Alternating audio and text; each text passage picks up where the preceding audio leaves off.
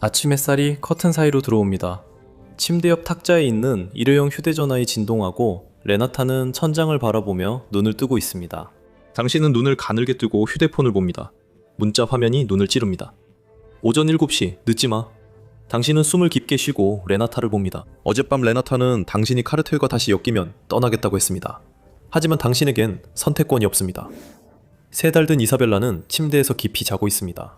당신은 아기에게 먹을 것과 기저귀 값을 겨우 마련하고 집세도 밀렸습니다. 일주일 뒤면 쫓겨날 수도 있습니다. 나가야 해. 당신이 레나타에게 말하지만 그녀는 당신을 무시하고 돌아섭니다.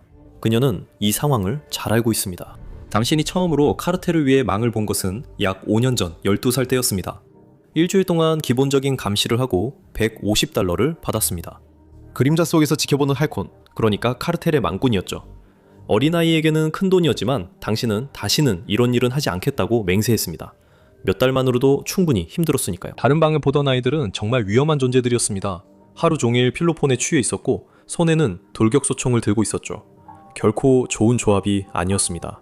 모두가 미친 건 아니었지만요. 몇몇은 당신처럼 대부분의 돈을 부모님께 드렸습니다. 당신 부모님은 이미 모두 돌아가셨죠. 어머니는 유방암, 아버지는 광산사고로 숨지셨고 그곳은 카르텔이 운영하던 작업장이었습니다. 보상은 없었습니다. 언론에서는 이를 카르텔의 다각화라고 하죠. 그 말이 틀린 건 아닙니다. 이제 그들은 거의 모든 일에 관여합니다. 정말 위험한 길이죠. 처음엔 감시부터 시작합니다. 그 다음엔 납치와 살인이 이어집니다. 엘니뇨 시카리오, 어린 암살자도 있죠. 아이들은 조종하기 쉬워 시키는 대로 따릅니다. 당신도 직접 봤잖아요. 그들은 칭찬 한마디와 약간의 돈만으로도 무자비해질 수 있습니다. 자신들이 소모품이라는 사실을 모릅니다. 당신은 현관문을 엽니다. 빛이 침실로 쏟아집니다. 이사벨라를 마지막으로 한번 바라봅니다. 손잡이를 꽉 쥡니다. 거의 문을 나서려는 순간입니다. 디에고. 레나타는 눈에 눈물이 고여 있습니다. 두 볼은 붉게 달아올랐죠. 어젯밤에 말해줬던 것처럼 단 한 번만 일하고 그만두겠다고 했었죠. 이 일로 집세를 내고 일자리를 찾을 시간도 생깁니다. 사랑해. 그녀가 속삭입니다. 그 말이면 충분했습니다. 당신은 밖으로 나가다 멈춥니다. 검은색 토요타 하이록스가 엔진을 켠 채 기다리고 있습니다. 운전자가 7시라고 했잖아 라며 으르렁거립니다. 지금은 7시 2분, 대꾸하지 않는 게 낫다는 걸 압니다. 조수석 남자는 행동대원처럼 보이고 얼굴에 흉터와 목에 문신이 있습니다. 그는 인사 없이 당신 무릎에 또 다른 일회용 휴대전화를 던집니다. 오늘 중요한 일이 있다고 들었습니다. 잘하면 승진기회도 있다네요. 당신은 이 일이 단 한 번뿐이란 걸 그들에게 말하지도 못했습니다. 운전한 지 약 30분쯤 지났을 때 조수석에 앉은 남자가 몸을 돌립니다. 그는 휴대전화를 들어 당신을 향해 곧장 겨눕니다. 웃어. 그리고 휴대전화 셔터 소리가 납니다. 그는 이게 고용기록 때문이라고 말합니다. 두 사람은 둘만의 농담처럼 웃습니다. 이 일이 감시 업무임을 들었고 12살 때처럼 기다리며 눈을 부릅뜹니다. 하지만 이번에는 더 큰 돈이 걸려 있습니다. 하루 $400이고 더 나이 많고 경험 있는 사람이 필요했습니다. 오늘은 진지한 일입니다. 당신은 주택가 끝에 내립니다. 햇볕에 바렌직들이 늘어서 있고 모든 창문엔 쇠창살이 있습니다. 울타리 뒤에서 사슬에 묶인 개가 짖는 소리만 들릴 뿐 완전히 조용합니다. 길 건너편에서 한 여자가 어린 남자아이와 나와 낡은 혼다 옆에 섭니다. 그녀는 당신과 트럭을 잠깐 본 뒤 시선을 피하고 아들을 뒷좌석에 급히 태웁니다. 그녀의 동작은 급박하고 시선은 인도에 고정되어 있습니다. 시동을 걸고 차를 몰고 떠납니다. 그녀는 고의로 얼굴을 돌리고 문신이 있는 남자가 당신에게 지시합니다. 차가 집으로 들어오면 사진을 찍고 그 대포폰에 저장된 유일한 번호로 우는 이모티콘 하나만 보냅니다. 그게 전부입니다. 움직이지도 않고 아무에게도 전화하지 않고 떠나지도 않습니다. 얼마나 어려울 수 있겠습니까? 남자들은 차를 몰고 떠나고 당신은 열린 거리 한가운데 혼자 남겨집니다. 갑자기 공기 중에 변화가 느껴집니다. 모든 창살 너머에서 누군가가 당신을 지켜보고 있는 듯 노출된 기분이 듭니다. 1시간이 지나도 아무 일도 없습니다.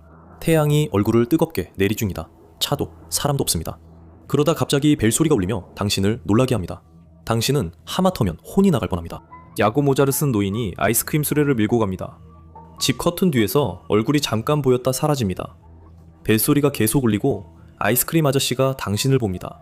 그의 손이 벨을 쳐서 소리를 멈추고 그는 수레를 돌려 돌아섭니다. 뭔가 이상합니다. 당신은 그 돈 $400가 떠오릅니다. 오전 11시 17분 여전히 조용합니다. 멀리서 자동차 문 닫히는 소리가 나고 총성이 2번 울립니다. 가까운 거리입니다. 공포에 휩싸입니다. 움직일지 메시지를 보낼지 고민합니다. 또 총성이 울리고 엔진이 으르렁거립니다. 심장이 뛰고 타이어가 끽 소리를 냅니다. 검은 토요타 하이럭스가 코너를 돌아 당신 쪽으로 달려옵니다. 타! 문신 남자의 이마에 땐이 맺히고 당신은 그의 무릎이 권총을 봅니다. 심장이 뛰는 채로 뒷좌석에 오릅니다. 하이럭스가 포효하고 타이어가 아스팔트를 긁습니다. 거리를 벗어나 그가 말합니다. 잘했어. 아무것도 하지 않았지만 뭔가 한 기분이 듭니다. 그래도 $400. 그들은 자연스럽게 돈을 건넵니다. 당신은 한적한 도로변 타코 가판대에 있습니다. 남자들은 축하 분위기에서 웃으며 휴대폰 영상을 집중해봅니다. 운전자가 휴대폰을 건네주고 거기엔 거리에서 남자가 처형당하는 영상이 나옵니다. 그들은 그 사람이 누구인지 말하지 않지만 당신은 그가 중요한 인물이었다는 걸 압니다. 요즘 카르텔들은 이런 영상을 페이스북이나 틱톡에 올립니다. 살인은 이제 오락이자 모집 수단가 되었습니다. 그리고 지금 당신은 그 증거를 손에 쥐고 있습니다. 당신 같은 아이들에게 메시지는 분명합니다. 죽이면 당신의 인생이 의미를 갖게 됩니다. 지위, 돈, 가족. 당신은 한때 당신 나라에서 3만 명의 아이들이, 취약한 아이들이 카르텔을 위해 일하고 있다는 글을 읽었습니다. 그리고 어쩌다 보니 그 안에 당신도 포함되어 있습니다. 선택지가 농사일이거나 하루에 몇 달러 받고 허리 휘도록 일하는 노동자라면 그 설문 결과를 이해할 수 있습니다. 그리고 만약 잡히더라도 소년범으로 재판을 받게 됩니다. 그래서 아이들이 새로운 공략 대상이 된 겁니다. 이들은 오후 2시 30분쯤 당신 집 앞에 내려줍니다. 폰은 가지고 있으라고 말하고 당신이 거절하려 해도 운전사는 신경 쓰지 말라고 합니다. 탁자엔 $400 가 있습니다. 레나타는 억지로 미소를 짓지만 시선은 여전히 당신 손의 휴대폰에 머뭅니다. 그녀도 당신도 그걸 가진 게 불편합니다. 오후 3시 10분 휴대폰이 미납 청구서 옆 탁자에서 진동합니다. 레나타는 말없이 고개를 젓습니다. 당신은 그녀를 못 쳐다봅니다. 무시할 순 있지만 결국 굴복합니다. 30분 후에 밖에서 기다릴게요. 늦지 마세요. 당신은 휴대폰을 돌려주며 바쁘다고 말합니다. 레나타는 납득하지 못한 표정입니다. 이번에는 뒷좌석에 동네에서 본 적 있는 13, 14살쯤의 다른 아이가 있습니다. 그의 부모는 둘 다 중독자였고 그는 몹시 들떠있고 이를 갈고 있습니다. 그가 당신을 기억하지 못해 안도합니다. 하지만 운전사는 큰 문제가 있다고 말합니다. 당신이 그만두겠다고 하자 그는 이제 그만둘 수 없고 내일부터 그만두라며 말을 끊고 몸을 숙입니다. 오늘 아침 아이와 있던 여자가 모든 얼굴을 봤어. 처형된 남자는 매수된 경찰이었고 그는 돌아섰지. 전적으로 그의 잘못이야. 하지만 이제 그녀가 경찰에 갔어. 내부 소식통에 따르면 그녀가 증인으로 나설 거래. 그녀가 모두를 봤으니 너도 포함돼. 요즘 밀고 하는 사람이 너무 많아서 보스에게 안 좋아. 질서 없이는 시스템이 붕괴돼. 너는 예전 학교를 지나 운전해. 아이들과 부모들이 놀이터에서 나오고 몇몇은 노인이 토스타타를 파는 가판대에 멈춰. 그게 네가 원하는 전부야. 아빠가 딸을 학교에 데려다주는 평범한 삶. 네가 한 번도 누리지 못한 삶. 난 그녀를 해치지 않아. 문신한 남자가 다시 네 말을 끊어. 네가 그럴 필요도 없을 거야. 그는 네 옆에 있는 젊은 시카리오에게 고개를 끄덕여. 네가 해야 할 일은 도주 차량을 운전하는 것뿐이야. 대포폰으로 처형 장면을 촬영해. 이건 평범한 청부살인이 아니야. 이건 메시지야. 질서는 반드시 회복되어야 해. 대놓고 폭력적으로 바이럴이 되도록 설계된 거지. 그들이 원하는 정확한 효과야. 네 옆에 앉아있는 시카리오는 아직도 아무 말이 없어. 그는 우지 기관단총을 쓸 거야. 무섭고 극적으로 보여야 해. 넌 고개를 젓고 있어. 이건 네가 아니야. 문신한 남자가 흔들림 없이 널 바라본다. 그는 레나타와 이사벨라가 잘 지내냐고 묻고 배를 세게 맞은 기분이 든다. 이번에는 $500고 넌 방아쇠조차 당길 필요도 없어. 시내에서 1시간쯤 떨어진 곳에서 차를 바꾸려던 순간 문신한 남자가 작은 약병을 꺼낸다. 작은 스푼이 내 코 밑에 다가온다. 맑고 따끔거린다. 아마 메스암페타민일 것이다. 평소엔 약을 안 하지만 지금은 한다. 이 느낌은 몇 시간 갈 것이다. 이건 현실이 아닐 거라고 스스로 말한다. 차 안엔 너와 다른 젊은 남자만 있다. 그는 계속 말을 하며 자신이 미겔이고 반갑다고 한다. 그는 너를 잘 기억하지 못한다. 그는 이번이 8번째 살인이라고 말한다. 점점 쉬워진다고 한다. 한 번에 $750씩 받는다. 이번 건은 우선순위가 높은 청부살인건이라 $1000를 받는다.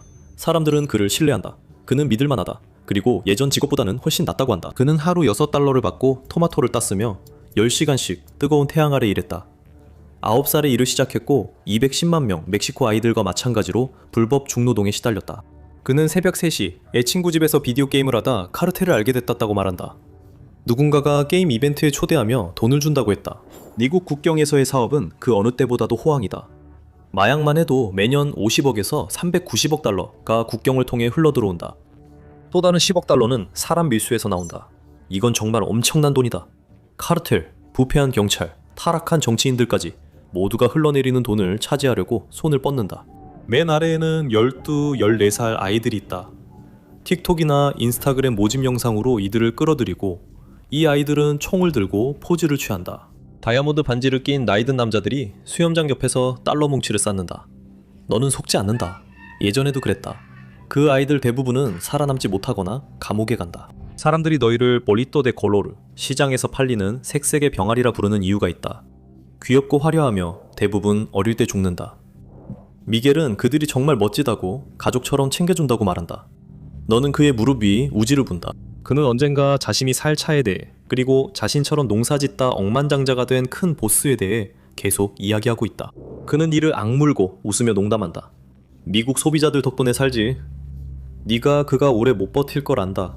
그 여자는 오후 5시 30분에 공장 일을 끝낸다. 그녀는 이모집에서 아들을 데려와 6시 20분쯤 집에 도착한다. 이 정보는 모두 현지 경찰서에서 얻었다. 아이를 해치지 마. 너는 미겔에게 말한다. 그의 대답은 신뢰가 가지 않는다. 우지야, 노력해볼게. 그는 너가 이 상황을 벗어나고 싶어하는 걸 알고 그게 얼굴에 다 드러난다. 그는 주머니에서 휴대폰을 꺼내 버튼을 눌러 네 무릎에 둔다. 너는 도로를 보면서 화면을 본다. 영상엔 의자에 묶인 18세 이하로 보이는 10대 소년이 있다. 입엔 재갈이, 한쪽 눈은 부어있고 그는 두려워 고개를 젓는다. 장갑을 낀 복면 남자가 화면에 등장해 종이 한 장을 들어 배신자를 소년 무릎 위에 떨어뜨린다. 그는 작은 용기를 꺼내 소년이 저항하는 사이 머리 위에 액체를 붓는다. 그건 물이 아니다. 연기가 나고 피부가 붉게 탄다. 소년은 재갈을 문 채 몸부림치며 소리 없는 비명을 지른다. 너는 도로에 집중하기 어렵다. 필로폰과 아드레날린 탓에 가슴이 미친 듯 뛴다. 미겔은 휴대폰을 다시 가져가며 내 말이 맞았지? 라는 표정을 짓는다. 미겔이 말한다. 저 녀석이 일을 망쳤어. 그게 다야. 이제 알겠어? 너는 이해한다. 이번 일. 그게 전부야. 그리고 나면 끝이야. 너는 레나타, 이사벨라와 이 도시를 떠나 멀리 이사해야 해. 어쩌면 메리다로. 레나타의 친척들이 거기서 해먹을 판대.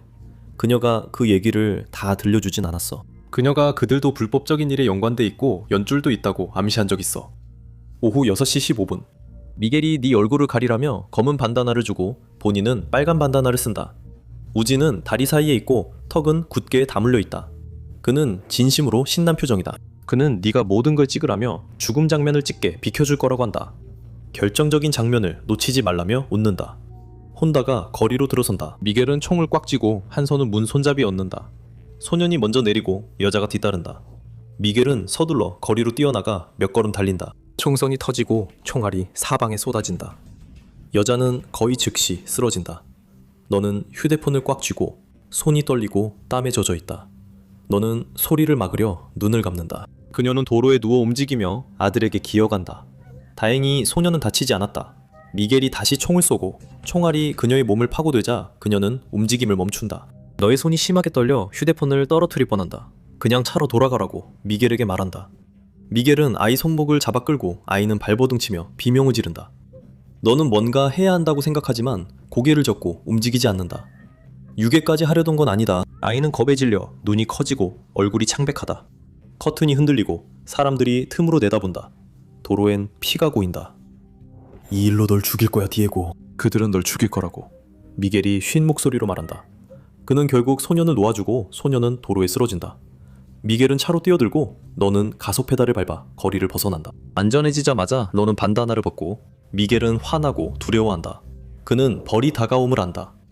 원래 계획은 소년을 데려가는 것이었고 그들은 항상 그렇게 해왔다. 이런 납치 갈취 사건은 매년 멕시코에서 수천 건씩 일어난다. 대부분은 뉴스에도 나오지 않는다. 그저 협상의 카드일 뿐이다.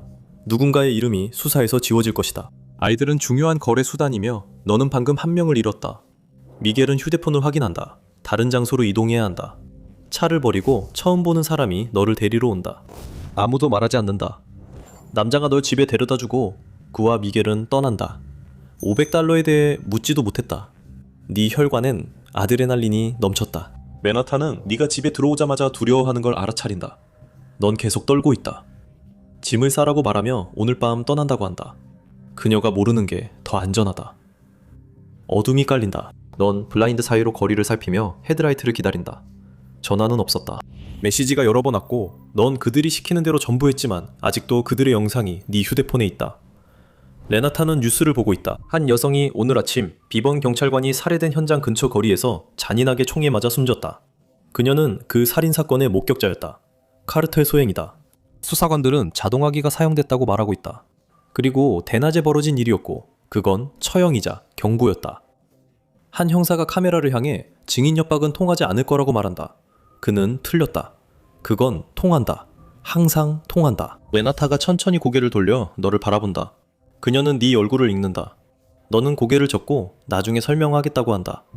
일회용 휴대폰이 진동한다. 돈을 받아가라는 메시지와 좌표가 온다. 어쩌면 괜한 걱정이거나 네가 예민한 걸지도 모른다. 미겔은 카르텔에 잘 보이려 그 소년을 납치하려 했을지도 모른다. 그는 제정신이 아니었다. 만약 납치가 계획이었다면 그들이 너에게 말했을 텐데 그렇지 않나? 왜 메시지 보내는데 오래 걸렸을까? 미겔은 차 안에서 정말 두려워 보였다. 레나타는 모든 걸 알기 전까지 행동하지 않으니 너는 그녀에게 다 말한다. 네가 걱정한 만큼 그녀는 심하게 반응하지 않는다. 넌 오늘 아침에 나가지 말았어야 했고 그녀는 그 말을 자주 했다. 하지만 나머지는 네 잘못이 아니며 그녀는 소리 지르지 않고 널 안아준다. 눈물이 나올 것 같지만 참는다. 계획을 세워야 한다. 레나타는 전화를 몇 통 건다. 메리다에 있는 그녀의 친척이 어떤 사람들을 알고 있다. 카르텔은 아니고 가족이 운영하는 인신 미립국 조직이다. 마약도 없고 폭력도 없고 오직 미립국만 한다. 그녀는 전화를 끊는다. 둘이 $10,000. 이사벨라에겐 추가 $2,000가 필요하다. 미국에서 그 빚을 갚게 될 거야. 터널을 통해 캘리포니아 어딘가의 안전 가옥까지 곧장 데려다주는 경로야. $12,000다. 그렇게 위험한 일치고는 놀랄 만큼 싸네. 특히 아기들도 있는데. 선불로 약간의 돈만 내면 그들은 호의로 해줄 거야. 레나타는 망설이다가 할머니의 결혼 반지를 숨겨왔다는 걸 털어놓아. 네가 결혼할 때 주려고 아껴뒀던 거야. 최소한 $800는 될 거야. 네가 현금 $170 정도 있고 각자 여행 가방과 작은 배낭을 들었어. 이사벨라는 레나타 품에 있고 너는 문을 열고 거리를 확인해. 이상 없어. 국경까지 가는 2시간 동안 아무도 말하지 않고 운전하는 노인도 자기소개를 하지 않는다. 고속도로에서 나와 공단처럼 보이는 곳에 도착하니 거의 자정이었다. 버려진 공장이 있어. 그 남자가 너를 정문 밖에 내려줘. 또 다른 남자가 어둠 속에서 나타나. 너는 그를 따라 공장 뒤쪽으로 돌아가 좁은 흙길로 들어서. 그가 무릎을 꿇고 마른 나뭇가지를 치우자 아래의 구멍과 반대편으로 통하는 길이 나타난다. 너는 쭈그리고 앉아 이사벨라를 가슴에 꼭 안고 터널 안으로 몸을 낮춰. 터널은 더럽고 비좁아. 천장에서 흙이 떨어져 이사벨라의 얼굴에 묻어. 그녀가 네 팔에서 움찔거려. 그녀가 울음을 터뜨려. 저 아기 좀 조용히 시켜. 남자가 네 뒤에서 으르렁거려. 다행히도 이사벨라는 잠시 후 울음을 멈춰. 앞으로 나아가면서 통로가 점점 넓어져. 이제 높이 6피트쯤 되고 나무 기둥으로 보강됐어. 벽엔 공사용 램프와 오래된 환풍기가 있고 끝엔 사다리와 둥근 금속판이 보여. 어두운 형체가 그 위에 서서 금속판을 열고 있어. 너는 사다리를 타고 올라가. 반대편은 칠흑같이 어둡고 그냥 텅 빈 공간이야. 너는 밖으로 나와서 미국에서 처음으로 숨을 쉬어. 안녕, 레나타와 미겔. 그가 두 사람 이름을 알고 있다는 사실에 조금 안심이 돼. 레나타의 친척들이 정말 많이 도와줬어. 그들에게 큰 빚을 졌지. 모퉁이에는 차가 너를 기다리고 있어. 이사벨라는 여행 내내 거의 자고 한 번 먹을 때만 깨어나. 국경 불빛이 사라지고 멕시코는 100미러에 점점 멀어진다. 레나타는 하품을 하며 이사벨라를 내 품에 안겨줘. 그녀는 눈을 감지만 너는 도저히 잠들 수 없어. 내 가족이 안전한 실내에 들어갈 때까지는 말이야. 너는 계속 북쪽으로 달려. 양옆에는 아무것도 없는 풍경이 이어지고 가끔씩 주유소나 창고가 보이는데 보안등이 빈 주차장을 밝히고 있어. 가끔씩 고속도로 위 언덕에 국경 순찰대 SUV가 보여. 창문은 검게 가려져 있지. 아무도 너를 세우지 않기를 기도해. 집으로 돌려보내지면 넌 끝장이야. 아마도. 이제 약 기운도 사라지고 있어. 이 두려움이 망상인지 의심돼. 그런데 사실이라면 왜 아무도 연락하지 않을까? 넌 북쪽으로 계속한다. 운전자는 계속 휴대폰을 보다가 곁눈질로 널 힐끗 봐. 너도 그의 시선을 마주쳐. 아무 일 아니라며 거의 다 왔다고 말해. 넌 어디로 가는지도 확실하지 않아. 그 남자는 고속도로를 빠져나와 산길로 들어선다. 양옆엔 울창한 숲이 있다. 레나타는 잠에서 깨어 이사벨라를 찾으며 묻는다. 이사벨라는 계속 잠만 잤고 피로가 몰려온다. 신선한 공기를 마시려고 창문을 연다. 여기가 어디든 공기가 시원해. 정말 아름다워. 소량기가 난다. 사방이 나무로 가득하고 끝없이 펼쳐진 것 같아. 캘리포니아가 이렇게 푸르고 조용할 거라고는 생각도 못했어. 운전자가 속도를 줄인다. 자갈길 입구에 버려진 차고와 오두막 잔해를 지나친다. 타이어 밑에서 자갈이 바스락거리고 헤드라이트가 나무들을 비춘다. 모퉁이를 돌면 길이 끝나는 것 같다. 여긴 아무것도 없어. 뭔가 이상해. 운전자는 네가 혼란스러운 걸 알아차리고 LA 근처라며 경찰 검문소가 많아 위험하다고 한다. 오늘 밤은 숨고 내일 도시로 데려다 주겠다고 한다. 그는 오래된 헛간을 가리키고 너는 차에서 내리는데 주변이 매우 어둡다. 휴대폰 불빛을 켠다. 트렁크에서 여행 가방을 꺼내 헛간 쪽으로 걸어간다. 레나타가 따라오고 이사벨라도 이제 담요 속에서 깨어난다. 이사벨라의 옹알거림만이 나뭇가지가 바람에 흔들리고 부러지는 소리와 함께 들린다. 문은 무겁다. 너는 운전자를 돌아본다. 그는 주변을 살피고 고개를 끄덕인다. 너는 문을 밀어 열고 안으로 들어간다. 위를 올려다본다. 지붕의 절반이 사라져 있다. 안에는 잡초와 풀이 자라고 있다. 레나타는 벤치에 이사벨라를 눕히고 불빛을 찾으러 휴대폰을 들고 어둠 속으로 사라진다. 운전자가 네 뒤로 들어온다. 공기가 달라진다. 목덜미에 한기가 느껴진다. 추초가 메시지를 보낸다. 그는 으르렁거린다. 추초? 그는 휴대폰을 네 얼굴 앞에 들이민다. 오늘 아침 토요타 뒷좌석에서 찍힌 네 사진이다. 그는 먼저 레나타를 쏜다. 아무것도 보이지 않는다. 총구 불빛이 번쩍이고 그녀가 땅에 쓰러지는 소리가 난다. 넌 도망도 저항도 하지 않는다. 그냥 진다. 그들은 항상 이긴다. 운전자가 휴대폰에 문자를 친다. 아기는 어떻게 할까요? 이사벨라는 지붕 구멍으로 별이 가득한 하늘을 본다. 그녀는 손가락을 뻗어 허공을 움켜잡는다. 국경 저편 멀리서 추초는 아직 깨어있다. 그의 아내와 아이는 옆방의 낡은 매트리스 위에서 자고 있다. 모집, 아이들 관리. 보수는 좋지 않지만 오늘 이후로 그는 분명 승진할 것이다. 그의 휴대폰이 진동한다. 아기에 관한 메시지다. 그는 답장하지 않는다. 아기는 중요하지 않다. 오직 그 남자의 휴대폰만이 중요하다. 추초는 긴 왓츠앱 메시지들을 쭉 훑어본다. 그가 찾던 메시지를 발견한다. 세바스티안, 그가 계속 연락해온 젊은 아이로 모집 영상을 보내왔다. 세바스티안은 준비가 되어 있다. 그는 이미 각오가 되어 있다. 추초는 메시지를 보낸다. 오전 7시, 늦지 마라. 이제 멕시코가 왜 카르텔을 없애지 못하는지 확인해서 그들이 얼마나 강력한지 알아보거나 아니면 이 영상을 클릭해보세요.